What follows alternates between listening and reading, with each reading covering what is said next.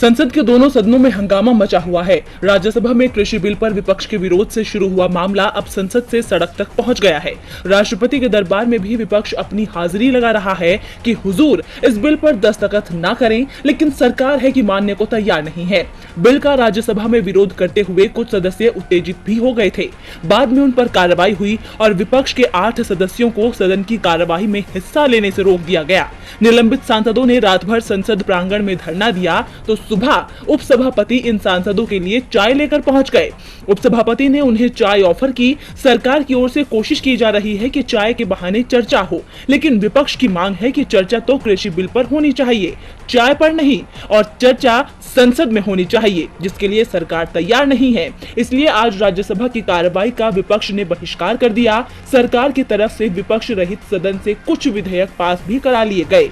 शाम को लोकसभा में भी हालात कुछ ऐसे ही दिखे। लोकसभा की कार्रवाई पहले तो विपक्ष के हंगामे के कारण 1 घंटे स्थगित रही। बाद में विपक्ष ने लोकसभा का भी बहिष्कार कर दिया।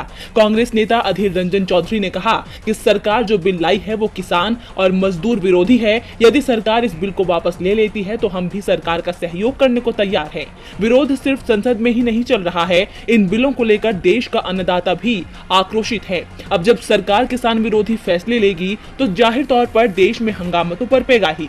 सरकार के इसी अड़ियल रवैये को लेकर कांग्रेस सांसद राहुल गांधी ने पीएम मोदी को घेरा है। उन्होंने ट्वीट कर लिखा कि 2014 मोदी जी का चुनावी वादा किसानों और स्वामीनाथन कमीशन वाला एमएसपी, 2015 मोदी सरकार ने कोर्ट में कहा कि उनसे ये ना हो पाएगा, 2020 काले विकास कानून, मोदी जी की नीयत साफ, कृषि विरोधी नया प्रयास, किसानों को करके जड़ से साफ, पूंजीपति मित्रों का खूब विकास। तो वहीं कांग्रेस नेता और पूर्व वित्त मंत्री पी चिदंबरम ने भी प्रतिक्रिया दी है।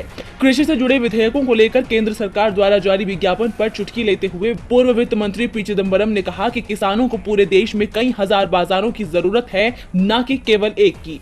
दरअसल केंद्र सरकार की तरफ से विज्ञापन में कहा गया है, वन नेशन वन मार्केट किसानों को देगा आजादी। इसी पर टिप्पणी करते हुए चिदंबरम ने ट्वीट किया है। गौरतलब है कि बिल के विरोध में विपक्ष ने धरना तो छोड़ दिया है, लेकिन तब तक सदन के बहिष्कार करने का ऐलान किया है जब तक सदस्यों का निलंबन रद्द नहीं हो जाता है।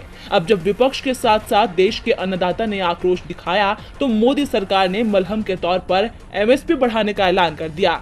लेकिन जो भी हो, मोदी सरकार के इस फैसले को लेकर सवाल उठना लाजिमी है कि क्या वाकई सरकार किसानों का भला चाहती है।